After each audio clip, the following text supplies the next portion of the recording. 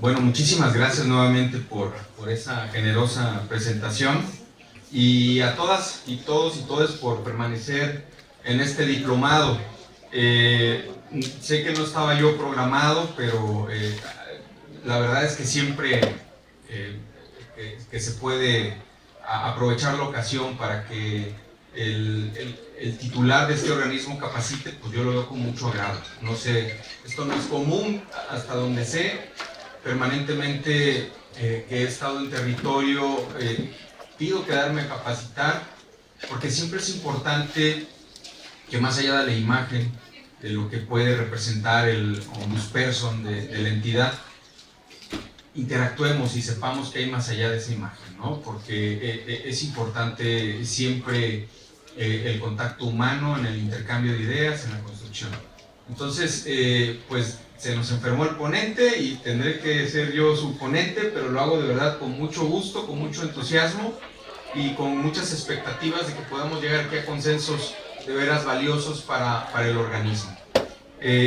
Lo decía hace un momento, de verdad el gesto por parte de la estructura estatal, municipales, organismos descentralizados, autónomos, que se dieron el espacio para tomar este diplomado, este organismo garante lo ve con muchísimo grado, con mucha satisfacción, porque nuestra principal intención aquí es formar recurso humano en la materia y tener personas aliadas dentro de las instituciones con las que podamos entendernos y hablar el mismo idioma.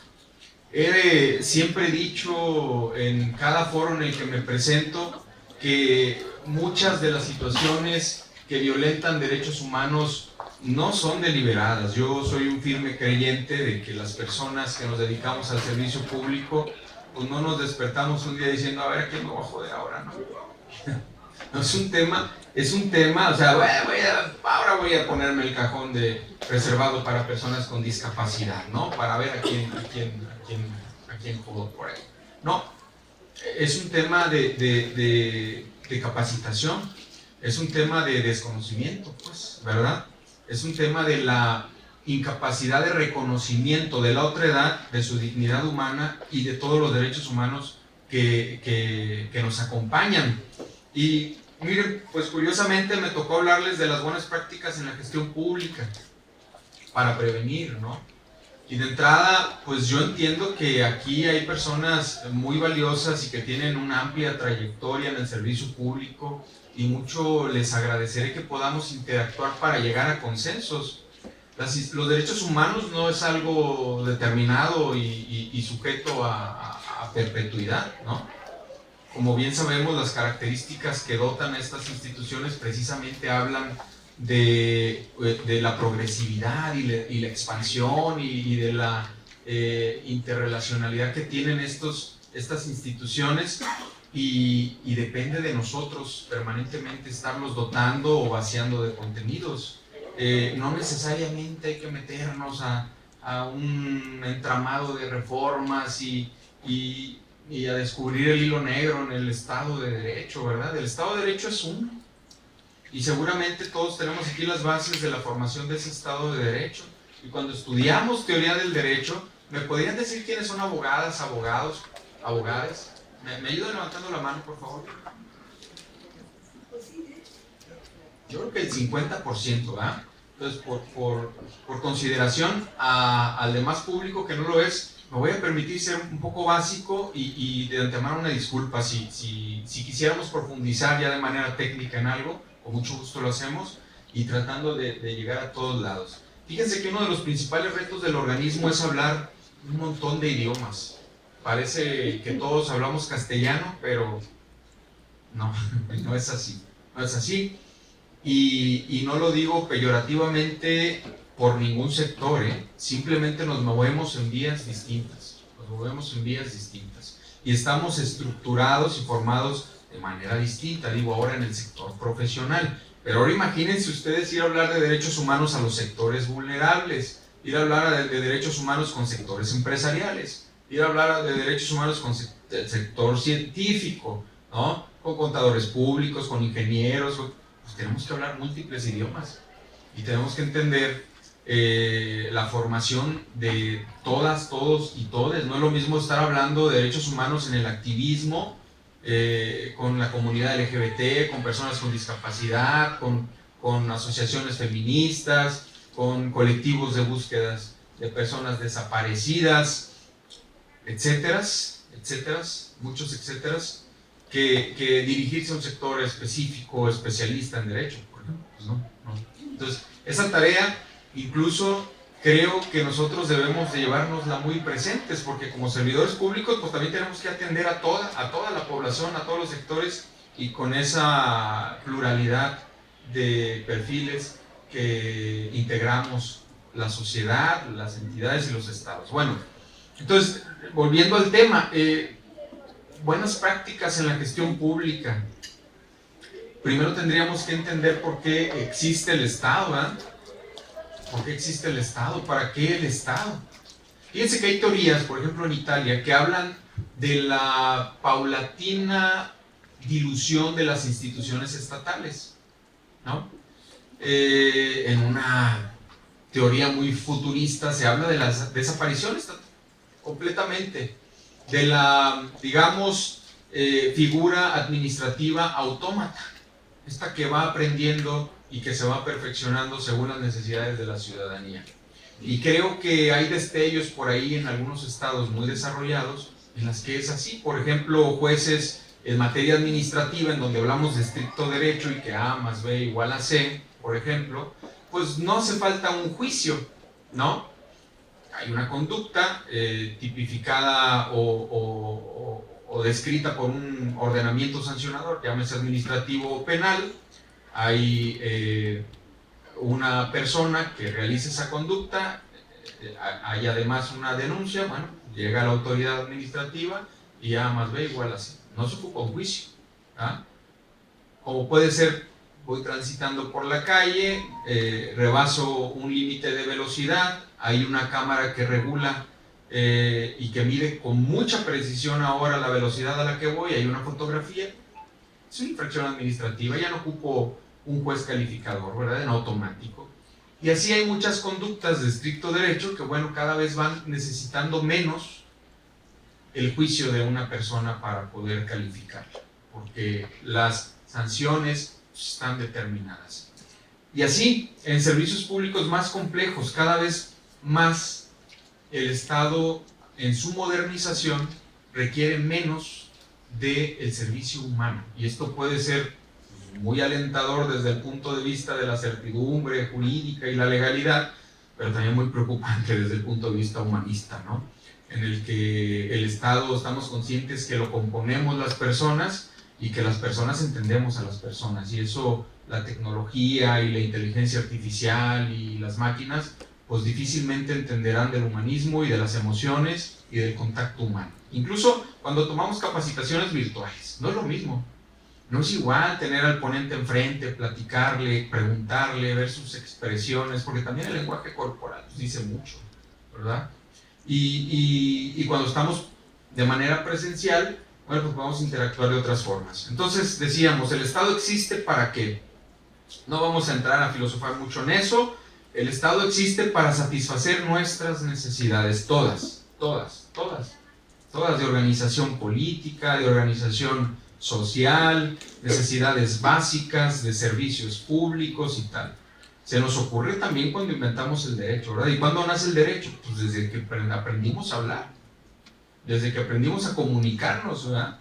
Desde que aprendimos a reconocer nuestras necesidades básicas para supervivencia, ¿ah? Y todos fuimos añadiéndole a esta figura estatal características que nos han ayudado a fortalecernos, y desde una perspectiva primero individual, luego colectiva, luego social, luego estatal, luego internacional, pues hemos caído en cuenta de todos los errores que hemos cometido en la evolución, digamos, social humana, ¿no? Para no meternos a las biológicas o fisiológicas o de cualquier otra naturaleza. Y así hemos aprendido a construir mecanismos que nos ayuden a garantizar en la estructura estatal todo lo que pactamos alguna vez que serían los derechos humanos. Entonces, esto nos lleva a concebir al Estado como un sujeto, ¿no? En el imaginario, en la confección estatal, dijimos, pues tenemos que construir un sujeto que participe además en una comunidad internacional con otros sujetos y que nos ayude a construir herramientas que vuelvan eficaces todo lo que idealizamos como una medida que garantice los derechos humanos individuales y colectivos. ¿Ah? Entonces, hablar de los derechos humanos en la gestión pública es hablar de la introspección estatal, ¿sí? De la caída en cuenta del Estado, de lo que hay que conseguir para garantizar a los gobernados, que es su razón de ser. Nosotros somos, en nuestra faceta, y ahorita les voy a decir por qué preciso eso, de ciudadanos, la razón de ser del Estado. Sin ciudadanos, ¿para qué el Estado? ¿Verdad? La teoría general del Estado nos dice que la compone la población, el territorio y el gobierno, ¿verdad? Eso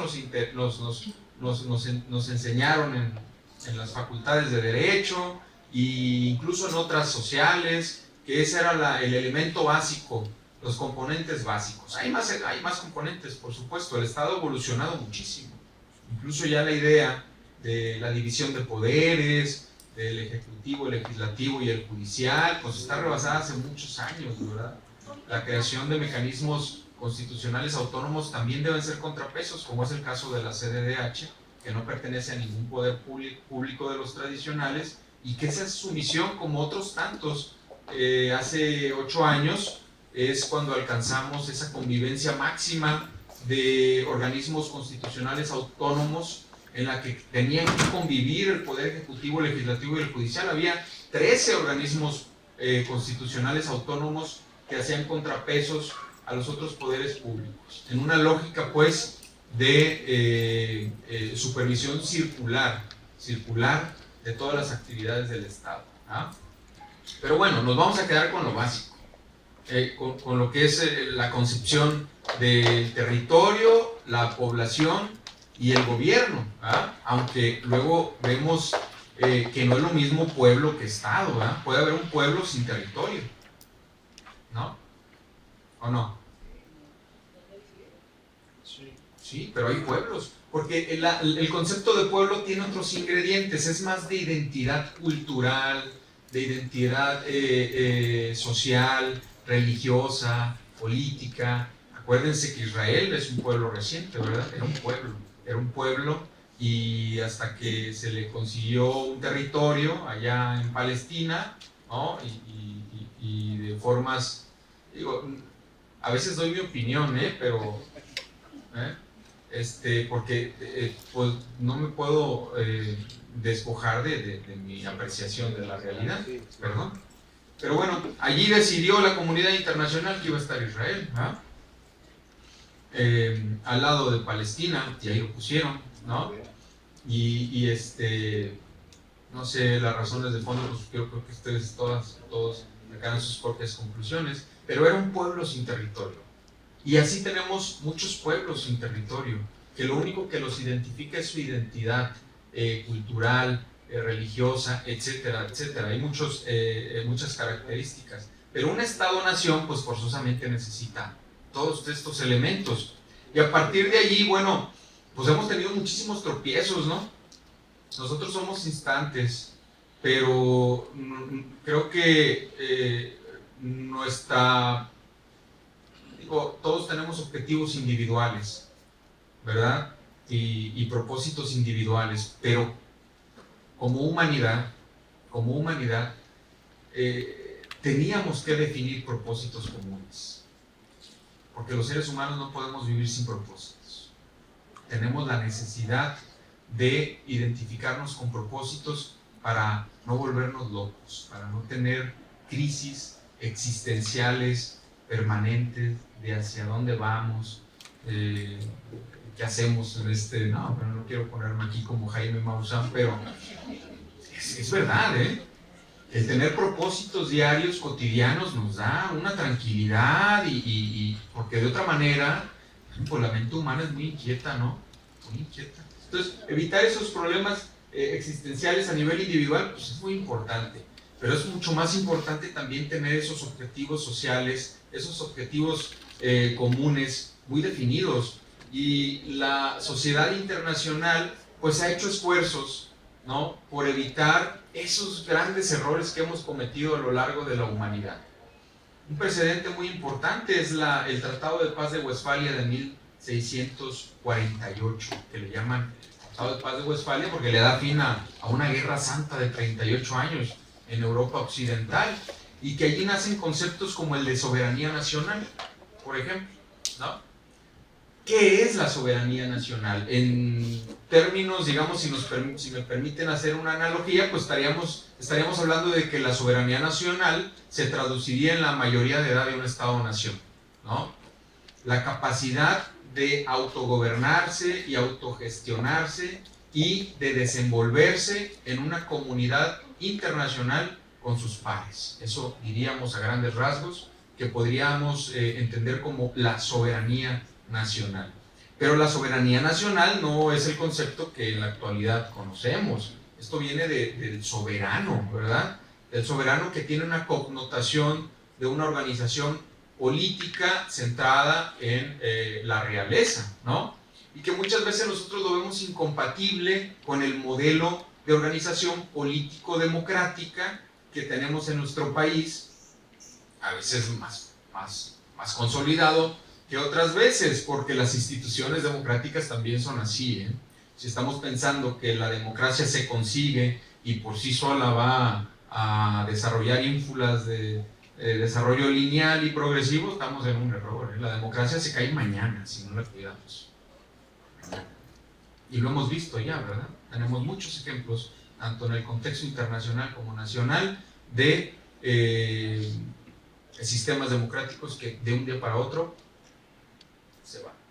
Y así son las instituciones de derechos humanos también, ¿eh? Así son, así, igual.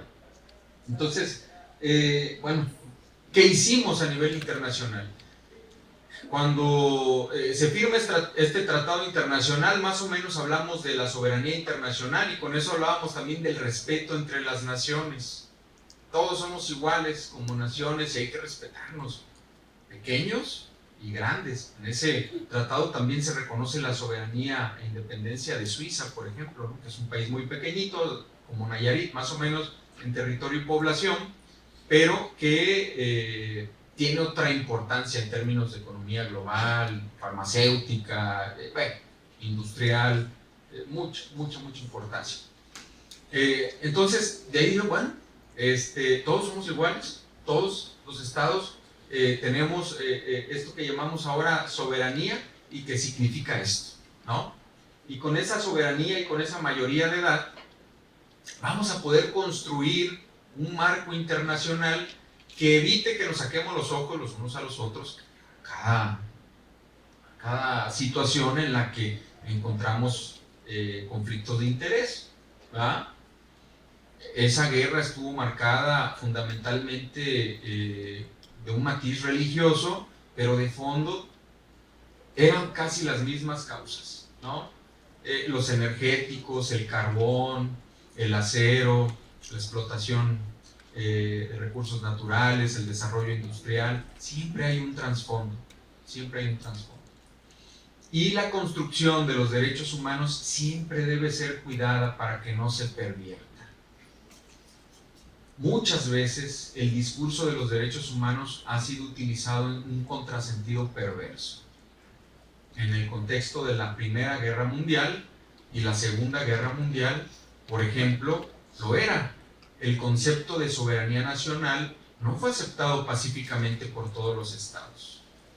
Fundamentalmente, y tampoco el concepto de los derechos humanos universales fue aceptado pacíficamente por todos los estados. La universalidad fue algo que costó mucho trabajo, y la construcción institucional que hemos logrado a partir del constructo global ha sido aceptado pacíficamente. Y ahorita hablaremos de algunos ejemplos de ello. Entonces, con la Primera Guerra Mundial, nosotros ya contábamos con una organización que llamamos la Liga de las Naciones, ¿ah? la Liga de las Naciones era una asociación de estados desarrollados, fundamentalmente también las potencias mundiales, que establecían las reglas de cuándo sí, cuándo no era legal una guerra, por ejemplo, o cuáles eran los postulados o los cánones de los derechos del hombre. Todavía no hablamos de derechos humanos, ¿verdad? Era un tema todavía que no pasaba por el filtro de la perspectiva de género. Fueron aportaciones que fueron dándose paulatinamente. Pero luego tenemos, para fin de la Primera Guerra Mundial, por ejemplo, y este es otro ejemplo que quisiera que reflexionáramos, el famoso Tratado de Versalles, ¿no? El famoso Tratado de Versalles de 1919, en donde se le obliga a Alemania, como perdedor de la guerra, de la Primera Guerra Mundial, a reparar todo lo que causó la guerra en el contexto de Europa occidental, a reparar todo. Se le privó de gran parte de su territorio, se le impusieron también penalidades económicas para que se estuvieron pagando por mucho tiempo, ¿no? Se le prohibió volver a tener un ejército armado. Hubo muchas restricciones en el Tratado de Versalles que podríamos, en el contexto actual del Convenio de Viena sobre el derecho de los tratados, por ejemplo, calificar de leoninas, de ventajosas, de injustas, ¿no? Pero siempre debemos de contextualizar. Previo al Tratado de Versalles, en el derecho de la guerra, lo normal era que el ganador de una guerra se quedara con todo, ¿no?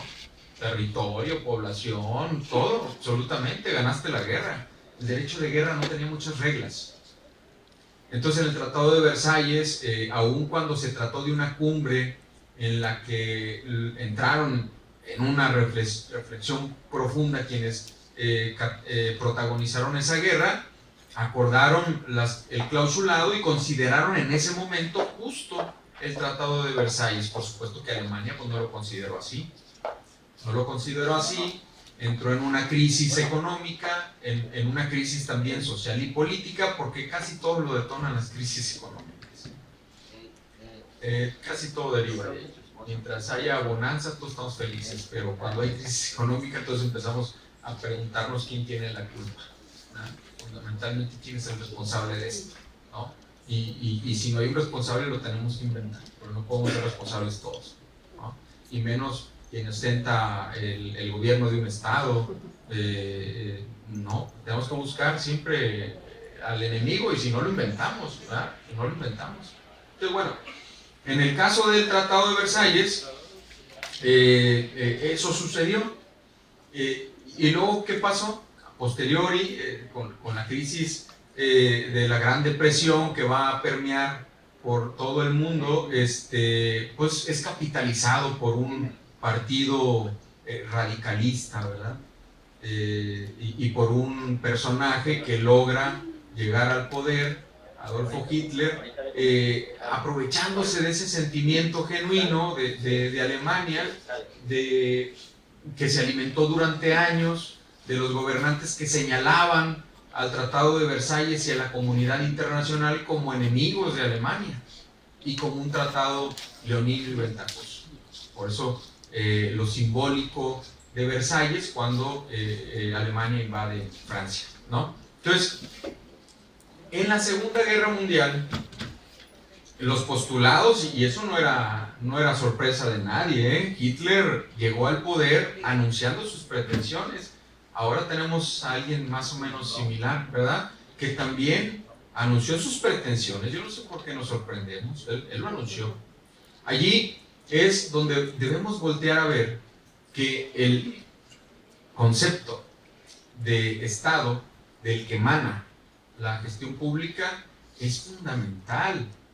La defensa de los derechos humanos se da de manera puntual, por supuesto, cuando se denuncia alguna violación, pero también de forma abstracta. Cuando defendemos la democracia del Estado, estamos defendiendo a los derechos humanos. Un Estado democrático, desarrollado democráticamente, pues no va a permitir el flagelo de los derechos humanos, ¿ah? Entonces, y aquí entramos todos, las instituciones políticas que están destinadas a filtrar las ideologías radicales, los discursos que polarizan, que confrontan, que excluyen a la pluralidad. Esto es un valor democrático que no debemos olvidar, la pluralidad.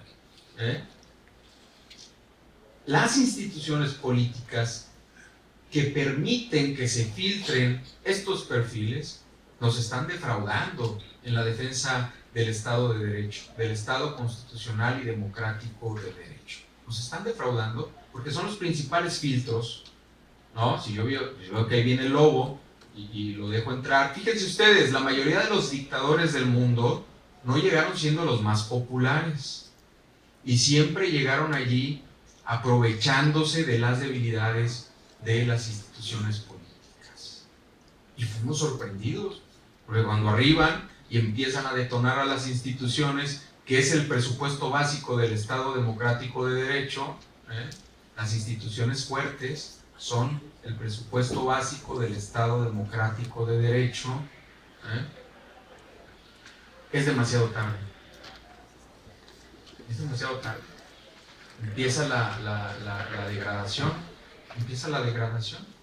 ¿va? Y de eso tenemos un montón de ejemplos en todo el mundo. Bueno, con la Segunda Guerra Mundial Hitler se atrevió a denunciar que el genocidio que denunciaba la Liga de las Naciones, que se realizaba en territorio alemán en contra de los judíos o de las personas de color, o de quien profesaba una religión distinta a la del Estado, que esos eran asuntos internos del país y que se debía considerar una intromisión flagrante a los asuntos internos del país, y quien denunciara esta situación en territorio alemán era enemigo de Alemania. Ahí otra muestra del discurso radical, ¿verdad? ¿Estás conmigo o estás contra mí? Eso es totalmente incompatible con la visión de una cultura plural, que es un valor democrático fundamental para el Estado de Derecho. Si no participamos de manera plural, ¿qué significa esto? Que debemos entender, reconocer, aceptar y defender la diferencia que tenemos con los demás, ya sea ideológica, política, religiosa, sentimental, ¿por qué no psicológica, económica? La pluralidad es lo que fortalece a ese Estado de Derecho. Bueno, cuando construimos discursos radicales que polarizan en vez de fomentar cultura de paz, pues cuidado, no necesito decirles más, ¿verdad?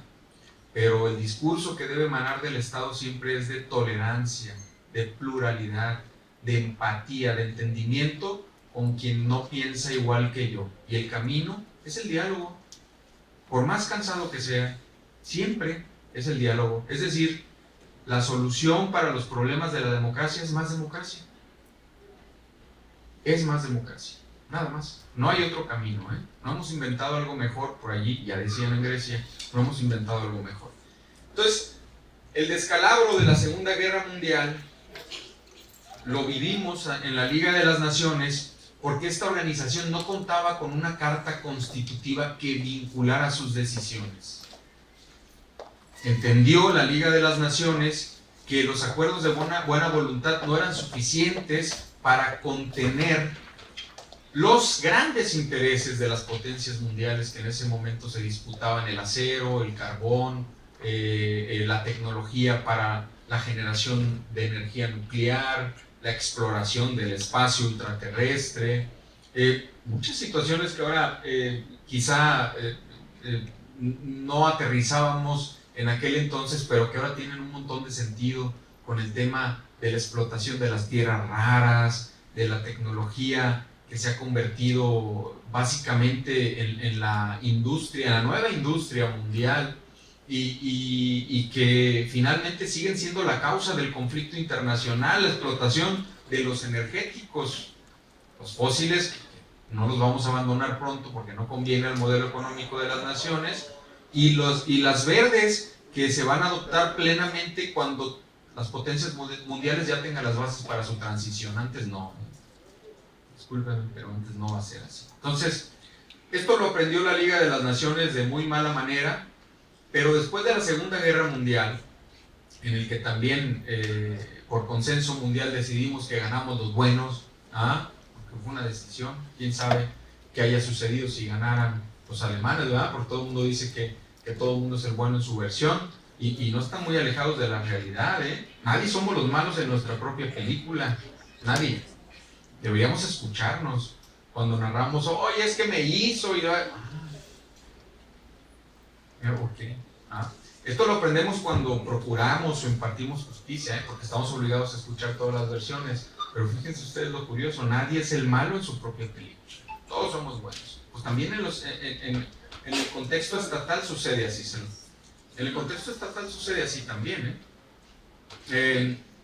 bueno, caímos en la conclusión de que el desarrollo económico, independientemente del modelo, ¿sí?, socialista, comunista, neoliberal, ¿no?, que no debemos, creo yo, contribuir a la polarización de la organización económica de los estados. Hay que entenderla, hay que respetarla y negociar, ¿no? Ningún modelo en su más pura esencia ha demostrado tener éxito, ¿eh? El neoliberalismo voraz puede traducirse también en arbitrariedades, al igual que el comunismo radical y restrictivo de derechos y garantías, ¿eh? Ningún modelo en su más pura esencia ha tenido éxito. Y podemos verlo, podemos preguntarle a Alemania, por ejemplo, ¿no?, con la caída del muro de Berlín. Yo no vi a nadie llorando por la caída del muro, ¿verdad? Y Alemania es otra ahora, pero creo que puede ser un laboratorio que no hemos aprovechado con suficiencia el contexto global. Pero creo que en todos los modelos debe haber algo de todo, y esas teorías puras en esencia de los modelos, que además eran teorías, estaban en abstracto, son postulados teóricos que muchas veces no tienen una visión pragmática de esos postulados. Polarizarlos y utilizarlos en los discursos que nos separan y que no nos unen, pues me parece que no es el camino. En la Segunda Guerra Mundial, entonces, después de que termina, decidimos constituirnos, y así lo hacemos con la Carta de San Francisco, ¿no?, de 1945, en el que decidimos establecer los postulados que nos van a ayudar a organizarnos como una comunidad internacional. Y estoy hablando de la comunidad internacional no de manera aislada, muchas veces no se comprende que la visión de los derechos humanos es, digamos, un diálogo permanente que se tiene con ese contexto internacional. La idea, la noción de los derechos humanos viene del sistema internacional, y por eso la importancia de que lo reconozcamos así. Nos constituimos como naciones y entonces decidimos que íbamos a hacer un tratado, ya no un acuerdo de buenas voluntades, un tratado que nos vinculara. Y en el mismo tratado establecimos la vinculatoriedad, que no es otra cosa más que las consecuencias de incumplir esos acuerdos internacionales a los que nos estamos sujetando de buena fe y respetando la soberanía de las naciones, ¿eh? Después adoptamos la Convención de Viena sobre el Derecho de los Tratados, ya en los años 60, para establecer el principio pacta sunt servanda, ¿verdad?, tan importante. Quiere decir que todas las naciones se sujetan a lo que pactaron, pero además de buena fe, con una sonrisa.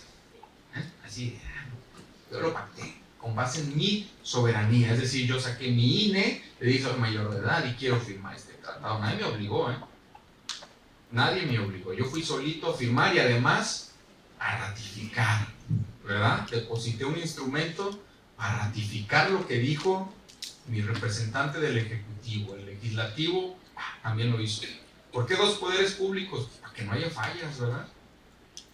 Dos poderes públicos al menos para que no haya fallas. Porque también hay tratados internacionales fraudulentos, ¿no?, de jefes de Estado que no tienen un reconocimiento y además esto fomenta la democracia, porque en las dictaduras pues es un gobierno, un poder público nada más, ¿no?, el del régimen, y punto. ¿Y qué creen? Esos estados no pueden entrar. No pueden entrar así nada más. ¿Por qué? Porque se exigen características mínimas. Nosotros no podemos asociarnos con personas que no tienen cierta afinidad ideológica, ¿verdad? Y ese ha sido el esfuerzo por los sistemas regionales. El mundo se compone por sistemas regionales de desarrollo económico, sí, pero también de protección de derechos humanos, y el sistema universal de Naciones Unidas, ¿no? Europa tiene el Consejo de Europa, que integra a la Gran Europa, que son los 47 Estados miembros. Creo que salió Rusia, los expulsaron, entonces son 46, que no es el camino, yo no lo comparto. Pero bueno, se decidió, se expulsa a Rusia del Consejo de Europa, y en América tenemos el sistema interamericano, ¿verdad?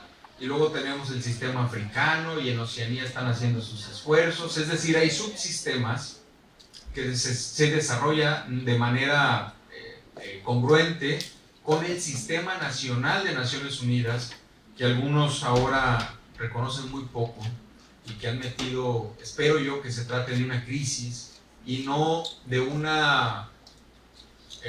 fin de la segunda época más importante de la Organización de las Naciones Unidas, y que en breve podamos estar hablando precisamente del fracaso de esos esfuerzos que se realizaron en el 45 para establecer un orden mundial internacional.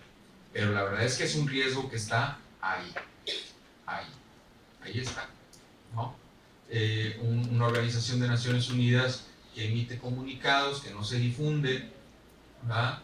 Una asamblea de Naciones Unidas que emite acuerdos que no se socializan, sentencias de sistemas regionales, interamericanos o del Consejo de Europa que no se atienden por los estados, tratados internacionales que aun cuando son vinculantes no se están atendiendo por los estados, ¿no?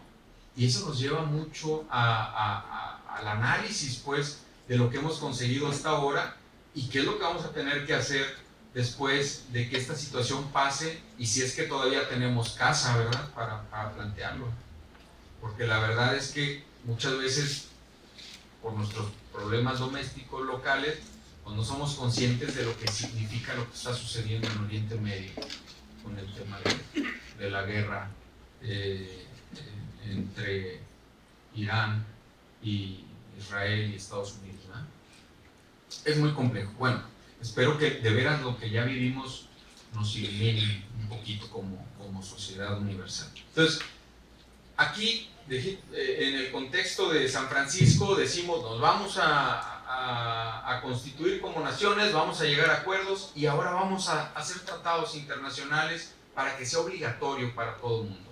¿Y cuáles van a ser nuestros propósitos? Bueno, los propósitos no son obra de la casualidad. En San Francisco establecimos que nos constituíamos y que íbamos a avanzar como comunidad internacional. Pero luego en el 48 vamos a adoptar una Declaración Universal de los Derechos Humanos. Y esta declaración contiene principios como el de universalidad, ¿verdad?, que establece que todas las personas somos iguales y que tenemos los mismos derechos por el simple hecho de ser personas. Lo oímos cotidianamente, pero nos hemos parado a reflexionar qué significa esto, con los antecedentes que ya comentamos aquí, las causas que propiciaron la Guerra Santa de Westfalia del 48, o las consecuencias de la Segunda Guerra Mundial y de la Primera Guerra Mundial, del Holocausto, del fascismo, del nazismo, del antisemitismo y tantas formas de intolerancia que surgieron en estos contextos de guerra. Se trata ni más ni menos del pretendido antibiótico. ¿Qué está sucediendo? Que como la penicilina, pues es cada vez menos eficaz. Es cada vez menos eficaz. Se pronostica que en pocos años la principal causa de mortalidad universal va a ser precisamente la ineficacia de los antibióticos.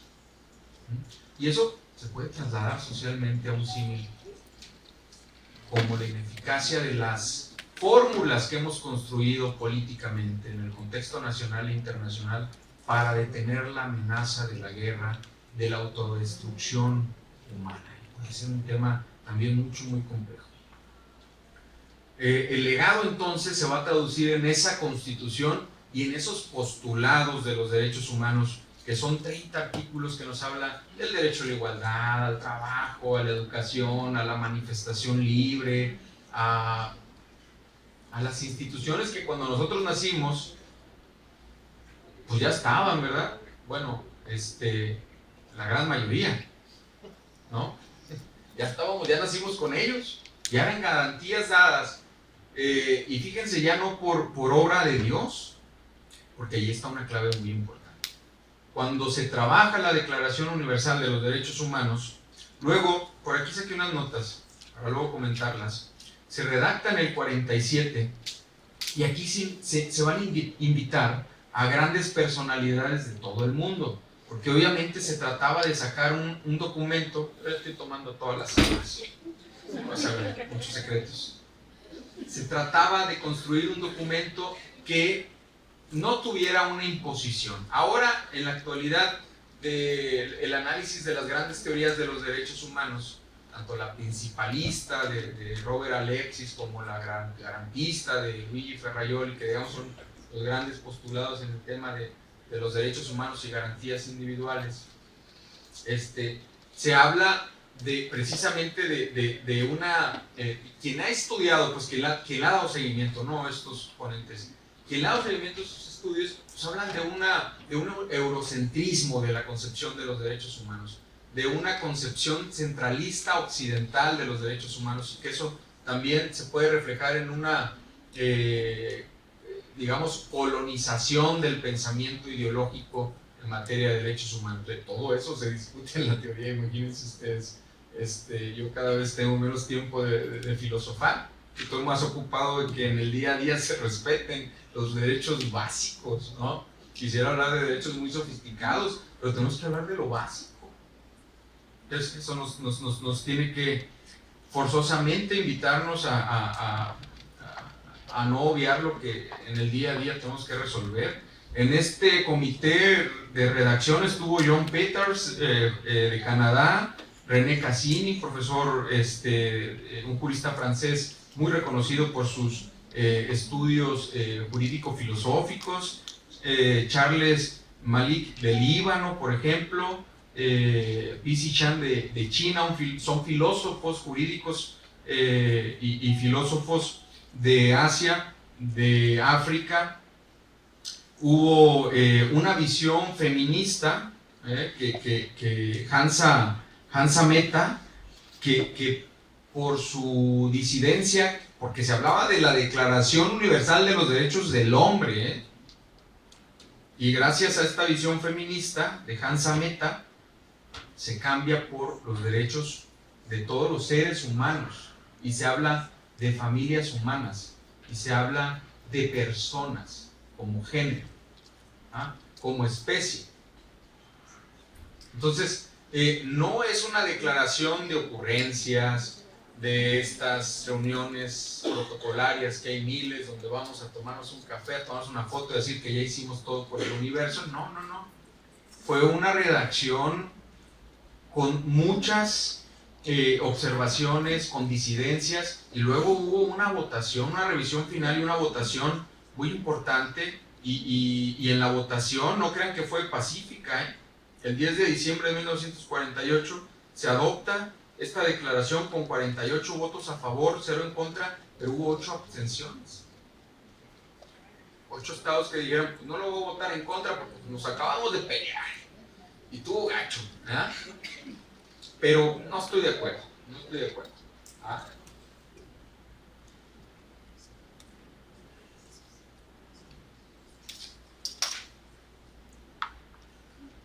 y básicamente los puntos de inflexión en estas 8 abstenciones, uno de ellos fueron la apostasía, ¿no? Otro fue el tema de los derechos civiles, de la libertad deambulatoria que tenemos todas las personas, ¿no? De entrar y de salir de nuestro país cuando se nos pegue la gana, ¿no? Y en contra de estos postulados estuvieron países que integraban el antiguo bloque soviético, ¿no? como los que integraban la URSS, ¿no? Bielorrusia, Ucrania, Checoslovaquia, Polonia, Yugoslavia, que fueron curiosamente de los más castigados en la Segunda Guerra Mundial, y no podemos olvidar que todas las causas del holocausto fueron recogidas por la Declaración Universal, y el tema de la persecución por cuestiones de raza, de religión, de ideología política, de pertenencia a determinado grupo social, etcétera, etcétera, pues se recoge en esa declaración precisamente como análisis de lo sucedido en el Holocausto, ¿no? Pues paradójicamente votan en contra. Bueno, tú sabrás, era lo mismo.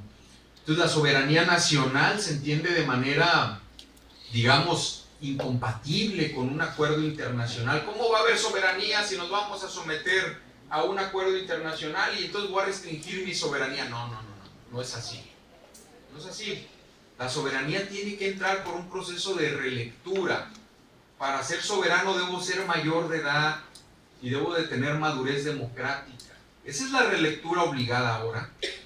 Ahora yo no puedo decir que soy soberano nomás porque lo dice la Carta Constitutiva de las Naciones Unidas. Y si tenemos dudas, vamos a leer el preámbulo. Hemos perdido una costumbre bien bonita, tanto en la legislación internacional como en las nacionales, de ponerle preámbulo a las leyes. Hay que de veras insistir en que el preámbulo es fundamental, porque allí viene el espíritu de la ley, el espíritu que lo motiva. Entonces estamos cayendo en una sobreregulación absurda de todo, que atenta paradójicamente contra el principio de certidumbre jurídica. El día de mañana va a haber 3, 4 leyes nuevas. Yo tengo que volver a aprender derecho. En el 2005 que egresé, no es el mismo Estado de Derecho que el que tengo ahora, ¿verdad? Hay que leer todos los días. Bueno, ya se ha dicho también, el que no estudia todos los días, cada día es menos abogado, ¿no? Eso es uno de nuestros postulados en la Escuela de Leyes. Pero me parece a mí, por supuesto que las reformas son necesarias. Estas tienen que encauzar al Estado a la nueva dinámica social. No al revés, ¿eh? Ojo, no al revés. Pero, caray, qué agobio ver el diario oficial.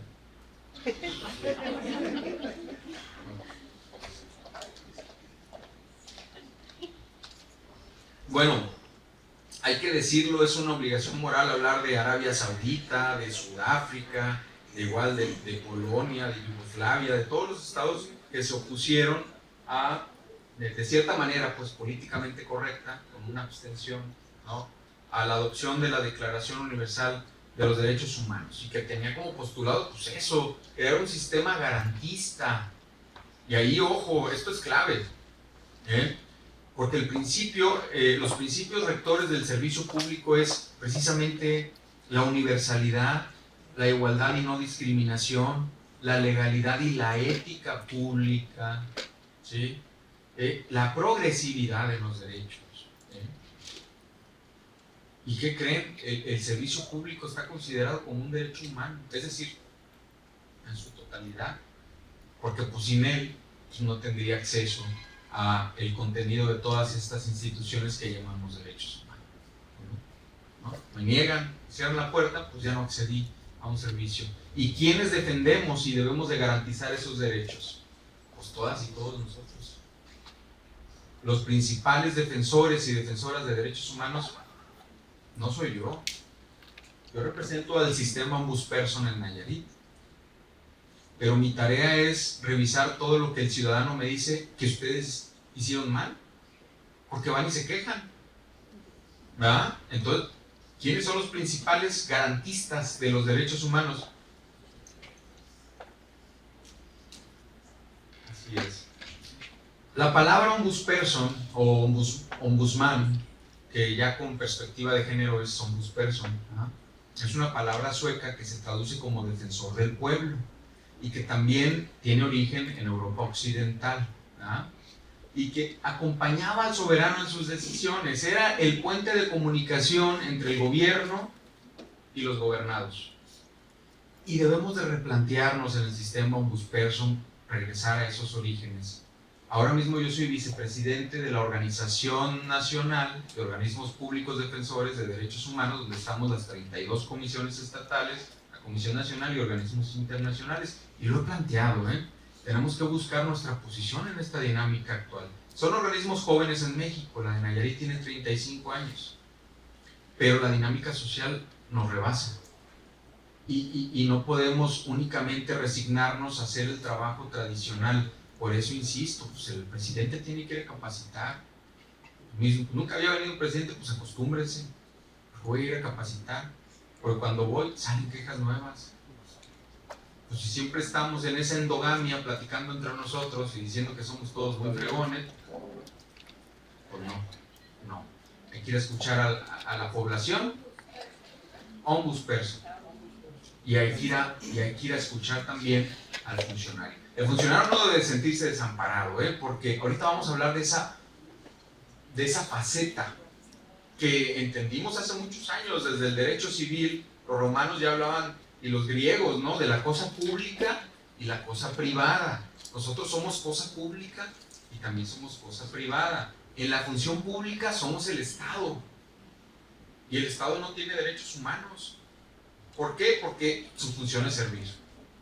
Si tengo derechos humanos, como Carlos Prieto, como ciudadano, pero como ombudsperson, no, mi chamba es defenderlos, ¿verdad? Soy el Estado, soy parte del Estado, ¿no? Como organismo constitucional autónomo, ya lo dije, pero en su totalidad somos parte del Estado, todas y todos aquí. Y si no hay alguien aquí que sea funcionario público, pues bueno, también sirve esta explicación para entender que como funcionario público, pues no tengo derechos humanos, tengo que apegarme a lo que está fundado en las instituciones del Estado, fundamentalmente en la Carta Constitutiva, ¿verdad?, que tenemos nosotros, que es la Constitución vigente, ¿no? Allí la Constitución instituye los derechos humanos, es decir, los fundamenta, y luego ya en la lógica del desarrollo sistemático jurídico del Estado, pues se van garantizando a través de todo lo que se debe que garantizar. Entonces, fíjense ustedes, el derecho humano a la administración pública, donde debemos hablar de ser siempre disponibles y accesibles, de dar bajo el principio de calidad todos nuestros servicios, de transparencia, etcétera. Bueno, creo que no quiero abusar mucho de ustedes. Yo la verdad es que no me para la boca y sí quisiera parar en algún momento para retroalimentar, pero siempre que sienta que aterricé las ideas. Sistema universal, ¿sí?, Constitución de Naciones, que intenta perfeccionarse después de lo que vivimos con la Liga de las Naciones. Y luego los acuerdos internacionales. Yo escuchaba en el 2011, cuando hablábamos de la reforma en derechos humanos, que nos alentaba a todos a que íbamos después de esa reforma a vivir un estado mejor, ¿no? Y luego viene la célebre contradicción de tesis 293/2011 que resuelve la Corte y que nos dice, sí, pues, pero no. Sí, pero no, ¿no? ¿En qué sentido? Cuando se adopta esa reforma del 2011 hablamos de un bloque de constitucionalidad que tenía décadas estudiándose por el neoconstitucionalismo iberoamericano, ¿no?, que consistía finalmente en darle esa concepción lógica al desarrollo del derecho internacional de los derechos humanos y el desarrollo doméstico, el desarrollo nacional de los derechos humanos. Entonces allí se viene esta reforma en el artículo 1, que nos habla ya no de garantías individuales, sino de derechos humanos, ¿sí?, porque tendríamos que tratar de dar ese engranaje lógico al discurso, a la narrativa, porque a través de esa narrativa que construimos también todas las instituciones, ¿no? Entonces viene la reforma, no de oquis, tampoco de buena voluntad, sino porque asumimos 4 sentencias interamericanas que nos hablaban de una urgente reforma para precisamente darle sentido al desarrollo de nuestro sistema jurídico nacional con el sistema interamericano y universal, y así lo hicimos. Y esta reforma viene a plantearnos la tradicional solución de controversias jurídicas bajo el principio de superioridad jerárquica normativa kelseniana, constitución, tratados, leyes, etcétera, etcétera, y nos mete otro principio que va a regir la vida y la convivencia de los principios tradicionales, que es el pro persona, ¿verdad? ¿Se acuerdan de eso? Y que nos dice que la jerarquía normativa debe pasar a un plano secundario siempre que se beneficie a la persona, y pone en el centro de la construcción institucional a la persona, como debió ser siempre, a mi modo de ver. Siempre debió ser así, ¿no? Pero la Corte entró a discutirlo, que si la soberanía nacional, otra vez la soberanía nacional no puede ser incompatible con la visión de desarrollo democrático. Es un contrasentido. Es un contrasentido. Si soy adulto, si soy soberano, pues respeto lo que firmo, respeto las reglas que establecí para desarrollarme. No tiene sentido si no. Pero esa es una lectura obligada que deben de ser los Estados-nación. Perdimos la oportunidad en el 2011 adoptar la concepción de bloque de constitucionalidad y convencionalidad, porque eso terminaría de engranar nuestro sistema jurídico nacional con el internacional. Ahora yo veo que mucha gente habla del bloque de constitucionalidad y convencionalidad, pero en realidad no hablamos de un bloque, hablamos de una escalera, porque sigue habiendo un desnivel, porque seguimos aplicando lo que establece la Constitución por encima de los tratados internacionales en la práctica, ¿verdad? Entonces decía que el principio pro persona, independientemente de su fuente, ya sea una ley local, secundaria, federal o internacional, debía aplicarse siempre que favorezca en todo tiempo a las personas. Eso es un principio que emana del sistema interamericano y que adoptamos con esa reforma, y que iba no a desplazar el principio de jerarquía normativa, porque también es un medio hermenéutico que nos ayuda a resolver problemas desde el derecho. Eso no estaba pensado así. Tendría que convivir esos principios con el principio pro persona. Tendría que empezar a convivir con él, y a través de algunos llamaban colisión principalista. Yo no lo veía como algo incompatible. Dije, bueno, pues es una lógica hermenéutica. Me parece que pueden convivir perfectamente los principios que nos ayuden a resolver situaciones jurídicas completas. No le veía tan incompatible, pero bueno, así quedó esa contradicción de tesis que resuelve la Corte, y empezamos pues a caminar hacia la operación nacional. Espero conseguir ese propósito que tengo de aterrizar la importancia que tiene en el contexto internacional el constructo ideológico de los derechos humanos en el derecho nacional, porque esa es la finalidad. Si no lo estoy consiguiendo ahorita me reclaman y me lo dicen, pero esa es la finalidad, porque la comunidad internacional no se va a construir en una lógica regresiva, que decía, no, bueno, pero es que dice la contradicción de tesis que siempre y cuando no contravenga la Constitución, ¿verdad? Termina con esa estrofilla de siempre y cuando no contravenga, pues caemos en lo mismo, ¿o no? Eso se llama, sí, demagogia jurisdiccional. Entonces, ¿para qué todo? Pues sí, ¿para qué todo? Sí. Sí, pero siempre y cuando no contravenga. Claro, pero si tú tienes la madurez, Estado mexicano, de ir a suscribir tratados internacionales en el contexto internacional, y que además te lo revisa el Senado, ¿no? Y te dice, sí, está bien, deposita. ¿No? Hay países que es al revés, ¿eh? Primero se hace un análisis de constitucionalidad sobre el tratado, y si pasa ese filtro, entonces se firma y se ratifica. Pero en México lo damos al revés. Primero firmamos y luego averiguamos. Aquí primero averiguamos. Es más importante la foto, ¿no? No, y usted tiene razón, el billete. ¿Sabe por qué? Porque yo les hablaba del desarrollo industrial de Europa, y a los europeos se les ocurrió que no podíamos permitir ese escenario nuevamente en el mundo occidental, de pelearnos pues por el desarrollo industrial, por el acero y el carbón, que ya 2 veces otra vez, por el acero y el carbón. No podíamos hacerlo. Y entonces allá se creó el Consejo de Europa y el Convenio de Roma de los Derechos Fundamentales para el Consejo de Europa. Pero es un tratado internacional.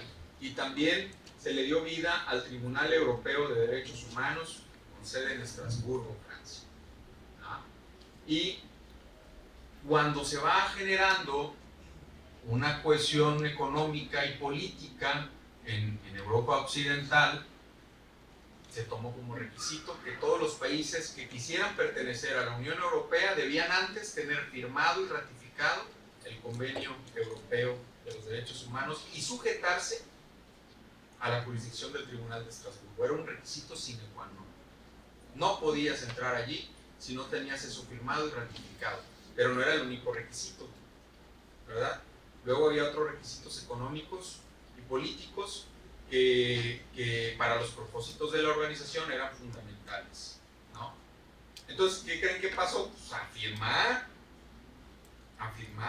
porque eso era billetes, como usted dice, exactamente eso era, ¿no? Desarrollo económico, que es lo que todas las naciones buscan de manera legítima.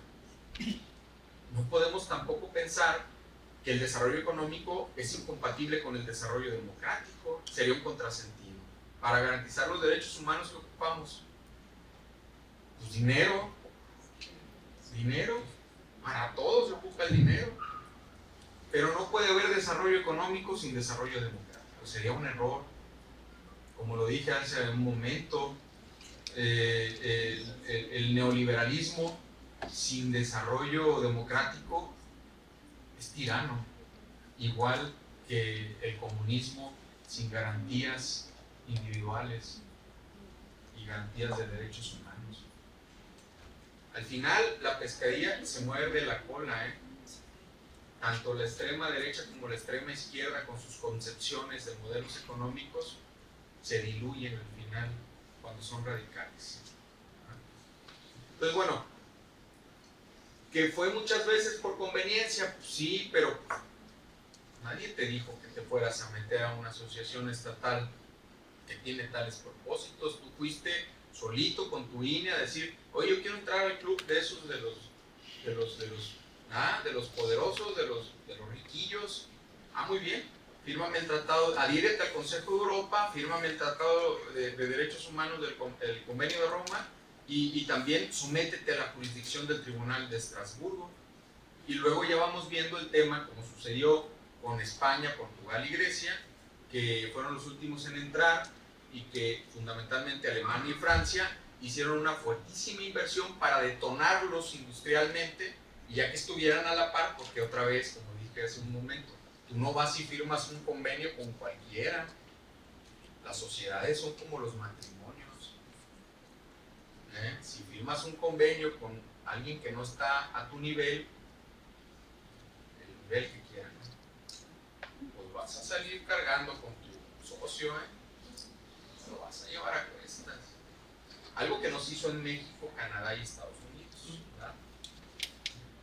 Entonces, allá se pensó así. Ya que alcanzaron ese desarrollo industrial, pero también democrático, órale, ya son miembros con todas las atribuciones que establecen todos los tratados que nos han ido estrechando cada vez más política y económicamente. Luego intentaron constituirse en el 2002, pero Francia por referéndum rechazó esa posibilidad y ya no se habló más de Constitución Europea.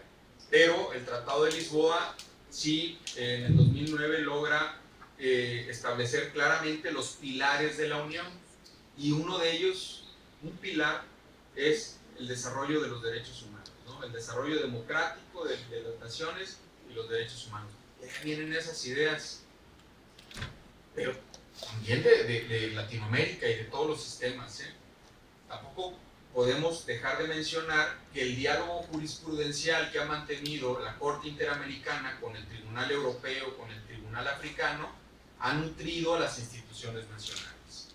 El Tribunal Europeo está viendo cómo resuelve la Corte Interamericana, y la Corte Interamericana cómo resuelve el Tribunal Europeo y África con los derechos sociales, etc.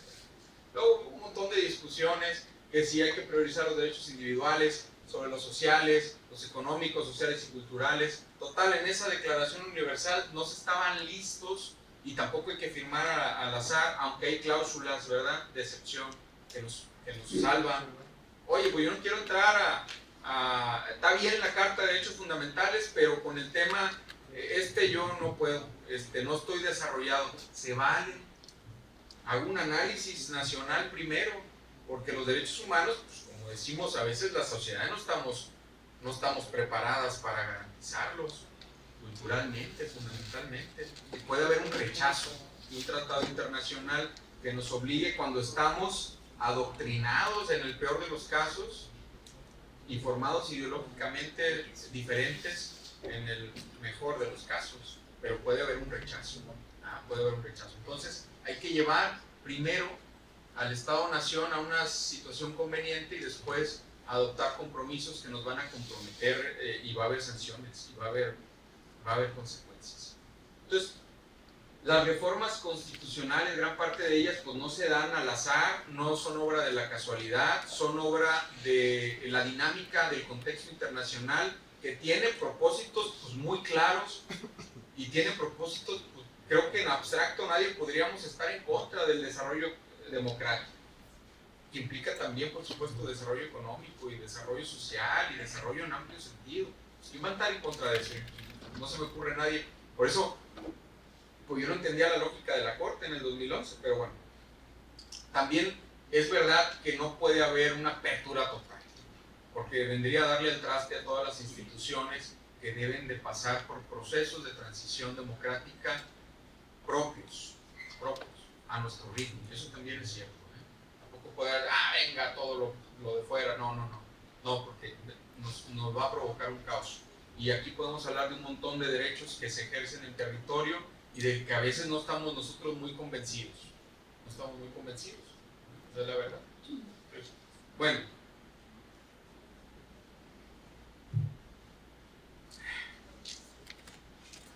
De todo esto,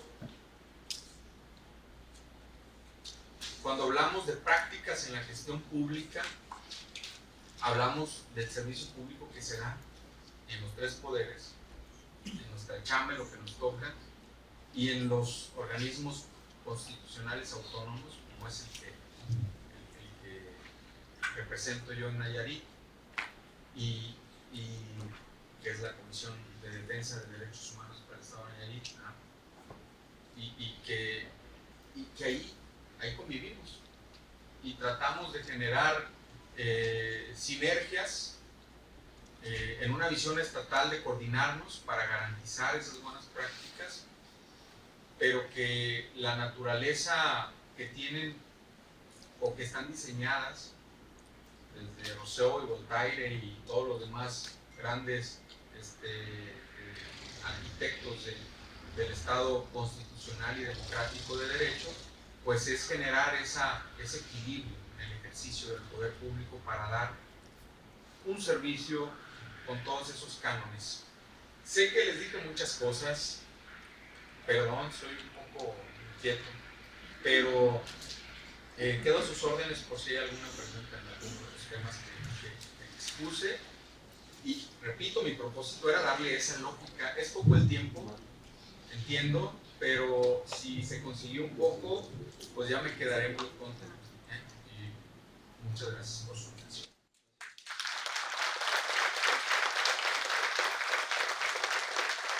Abrimos ahora un espacio de diálogo y de preguntas que no tenemos duda enriquecerá este espacio de reflexión. Las y los y les invitamos a participar activamente levantando la mano.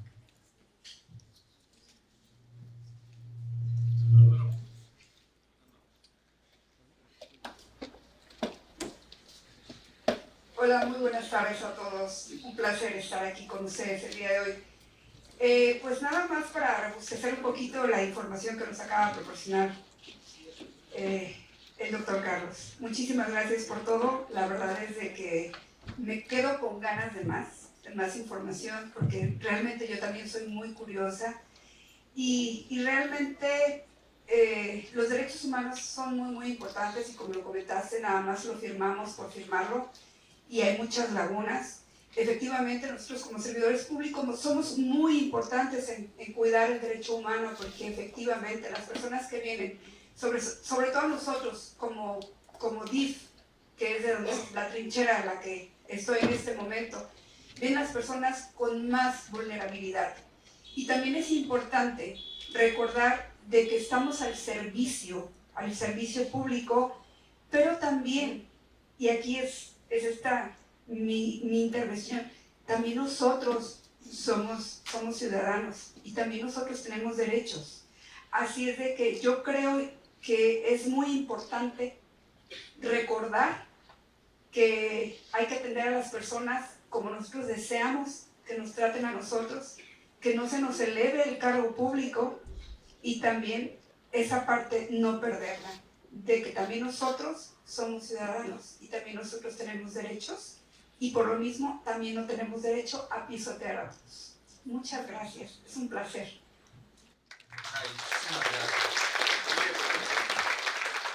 Usted plantea, les decía hace un momento, esa lógica de disparidad.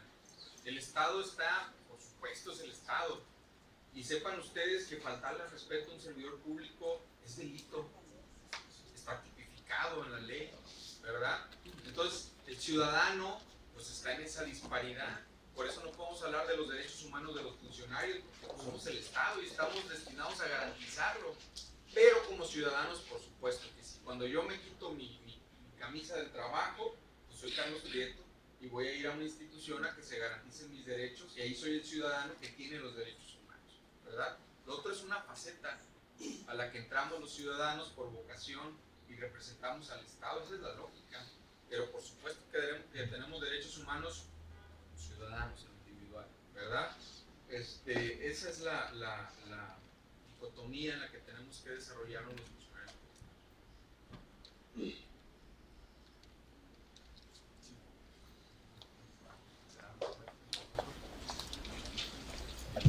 Sí, gracias, buenos días. Yo tengo dos preguntas, doctor. La primera es, ¿cuándo va a ser la segunda etapa de su charla? Muy interesante. ¿Cuándo va a ser la segunda etapa de esa charla? Pues ya que se enferma otro ponente, creo yo. Esperemos que sea pronto.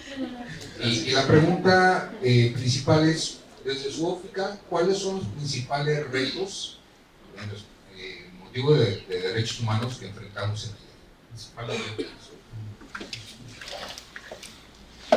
Bien, bueno, no, yo estoy con ustedes cada vez que me lo solicitan, por supuesto que he dado conferencias a una persona, no tengo ningún problema. Ahorita estoy muy contento porque el auditorio está lleno y además de grandes aliadas y aliados en la función, pero si tengo que ir a darle una conferencia a una persona, se la doy, y no una conferencia, una charla, porque yo decía que aquí yo no vengo a decirles qué son los derechos humanos, venimos a hacer consensos, ¿no? Porque necesitamos retroalimentar y las instituciones necesitamos escuchar y entender si esa institución ha cambiado y en qué ha cambiado para replantearlo. No podemos quedarnos por allí.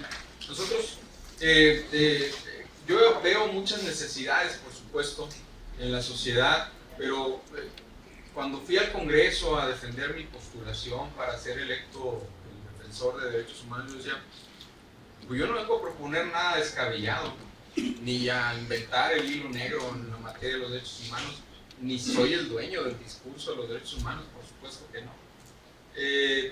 Quiero iniciar con lo básico, ¿verdad?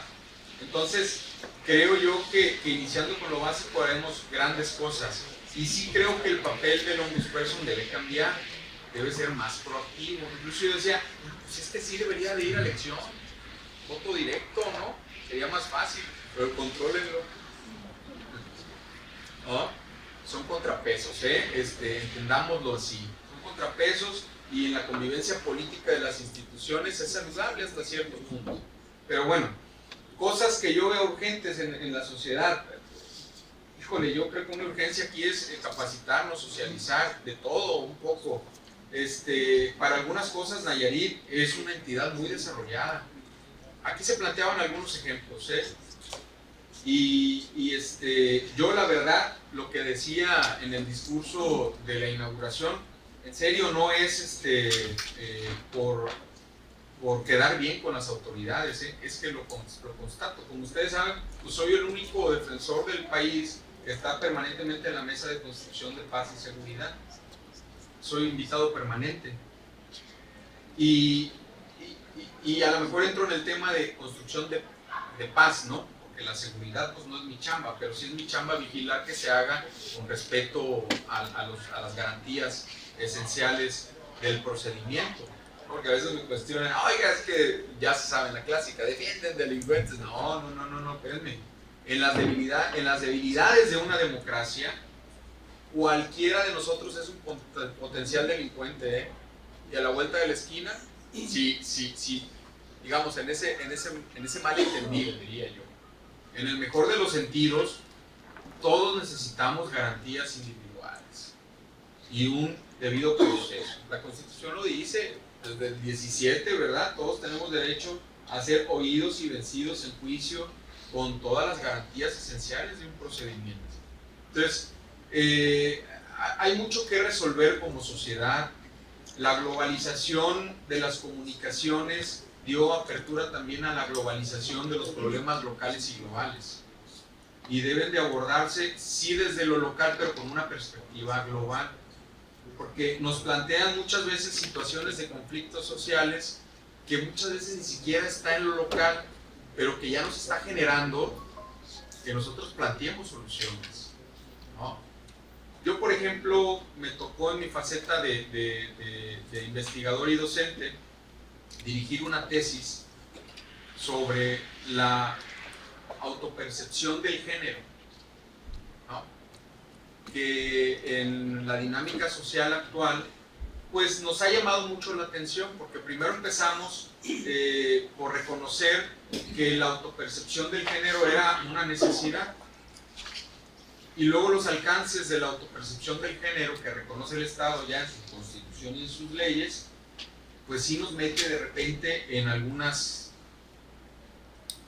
juicios, ¿no? Yo creo que los servidores públicos no debemos regirnos por juicios morales. Para eso está la ética pública, que son consensos institucionales que ya hicieron juicio de valor, pero que han pasado por un proceso de objetivización institucional a través del Congreso, a través de un decreto, a través de, ¿no?, el entramado normativo y de quien lo interpreta y nos lo dice finalmente, ¿no?, una corte, o a veces nosotros mismos, si hemos acudido como amicus curiae a la corte y le hemos planteado alguna solución a un planteamiento político, social o jurídico, no sé, pero hay que participar, ¿no? Entonces, cuando planteábamos nosotros en una tesis la percepción del género, yo le decía a quien le dirigí la tesis, yo, híjole, me estás metiendo en un tema muy complicado, porque no era la percepción del género en adultos, era la percepción del género en la infancia. Y esto es una corriente doctrinal que viene de Argentina. Cuando nace un bebé varón y los médicos por error le queman los genitales al nacer, al cortar el cordón umbilical. Y la solución de los médicos fue, pues mira, está recién nacido, vamos haciéndole el cambio de género. Y ya les explicaron a los papás, mire, pues le hacemos el cambio de género, le vamos a dar un tratamiento hormonal, va a crecer como mujer y todo para que eso suceda y va a estar bien. Los papás dijeron, pues sí, ¿qué creen que pasó? Esta chica creció y se dio cuenta que le gustaban las mujeres. Y cuando decide casarse con una mujer, los papás le tienen que confesar lo que sucedió cuando nació, ¿no? De allí, de un problema específico, empiezan a desarrollarse muchos debates teóricos también, y que plantea esta necesidad de escuchar a las infancias para entender qué es lo que quieren, pero por supuesto que es un tema muy, muy espinoso. Al sínodo de esa tesis invité al ministro González Carrancal, y aceptó, y juntos codirigimos esa tesis y estuvo en el sínodo y todo, y compartimos la visión del Estado mexicano en el tema de la autopercepción concebida en la infancia del género, ¿no? Un tema complejo, muy complejo, ¿no? Yo mismo no lo resuelvo, ¿no? Pero estamos para aplicar el derecho, no para aplicar lo que pensamos, ¿verdad? Entonces, complicado. Y esto se da por la globalización de las comunicaciones, la globalización económica es la puerta de todo, ¿no? También. Y nos va planteando a veces problemas muy en abstracto, problemas locales. Pues yo creo que el desarrollo económico es un tema que nos va a ayudar a desarrollarnos en otros sentidos. ¿Qué veo en Nayarit? Pues primero, fortalecer las instituciones. Nosotros tenemos el reto de llegar a todo el territorio. Somos una institución estatal, pero no tenemos presencia en todo el territorio, pues no tenemos el recurso suficiente para conseguirlo. Aún así, pues vamos, ¿no? A lo que podemos. Educación, seguridad, me parece que no dista mucho de las necesidades nacionales. Me parece a mí que no dista mucho de las necesidades nacionales, pero concretamente creo que el tema de la educación, de la salud, son temas fundamentales para la entidad. ¿Tenemos más preguntas?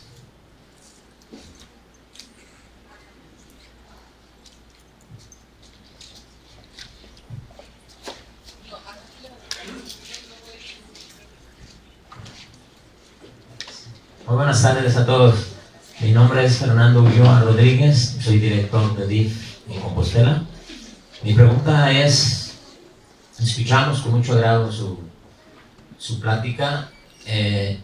La pregunta, escuchamos historia, escuchamos tratados, guerra, Primera y Segunda Guerra Mundial, pero mi pregunta es, más que nada, es una opinión de su parte en lo que yo pido, con respecto a la invasión de toda la vida, en todas las guerras, o prácticamente en todas, de los Estados Unidos. La pregunta básica es también, ¿qué opina de la actitud de Donald Trump? Yo no tengo el gusto de conocerlo y no puedo opinar de cerca qué hay en él, pero la verdad es que tampoco tengo ganas de conocerlo. Entonces, ¿cuál es la opinión respecto a esa intervención de tantos años y a tantos países de los Estados Unidos de Norteamérica? Gracias. Pues primero que nada, vamos a saludarlo nuevamente, director, y pues usted quiere que me quiten la visa que no tengo, ¿verdad? Bueno, me parece que coincidiríamos, ¿no? Miren, yo he tratado de hacer, por supuesto, un análisis como estudioso del derecho internacional público que soy. Esa materia la he impartido durante muchos años en la escuela de Derecho. Y he tratado de hacer un análisis de qué sucede pues, en la geopolítica global. ¿Qué sucede? Yo les decía que por desgracia el discurso de los derechos humanos muchas veces se lleva como bandera para realizar actos que son contradictorios y son perversos, ¿no? Son perversos. Creo que, como lo decía hace un momento, me parece a mí que cuando una persona con ideas radicales, una persona con discursos de odio que polarizan a una sociedad, que amenazan siempre con detonar instituciones con el discurso de que son corruptas, que no sirven para nada, que nada sirve. Cuando ustedes escuchan nada y todo, fíjense bien, nada y todo son elementos que caracterizan un discurso radical. Nada y todo, o sea, no hay términos medios. No, espérame, yo estaría loco si dijera que nada sirve. Hemos construido un montón de cosas, también eso hay que decirlo. Entonces, pues yo creo que por eso le contesto todo, ¿verdad? Y le decía que las instituciones políticas tienen esa enorme de responsabilidad de impedir que las personas con estas ideas asciendan al poder, porque van a darle al traste. La geopolítica global se mueve en gran medida también por el tema del peso económico que tengan las naciones. Eso no es ningún secreto, ¿verdad? Yo creo que en ese sentido la Guerra Fría pues, está lejos de terminar. Está lejos de terminar. Y bueno, me parece a mí que, como lo comentaba hace un momento, lo que creíamos que habíamos construido, pues por desgracia, algunas de las acciones actuales que hemos visto en el mundo entero pues, nos demuestran que no es tal, tenemos mucho trabajo que hacer y que nuestras acciones cotidianas, las de todos los días, son las que fortalecen a las instituciones y a los países. Gracias por su pregunta.